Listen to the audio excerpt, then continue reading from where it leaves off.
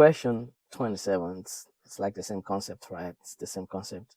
We're actually solve for x, right? And these guys are connected by multiplication, 10 times x times y. So, and I want to remove 10y. Because they are all connected by multiplication, I can divide by 10y.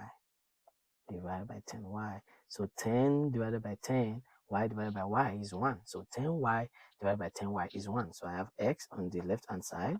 Then I have w over 10y on the right hand side. And that is my x. It's just making x stand alone.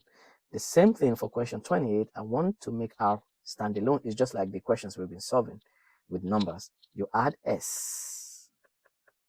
So that is k plus s equals negative s plus s is 0. So I have 3r. Now I want r to stand alone. What do? What's the punchline? You divide by 3. Everything here divided by 3. You divide everything by 3. So 3 divided by 3 is 1. So that shows r is equal to k plus s all over 3. And that is how to solve for a variable. You make the variable stand alone and every other thing on the other side. The punchline is just the most important thing. You add, you subtract firstly before you multiply or divide. All right, I will see you in the next question.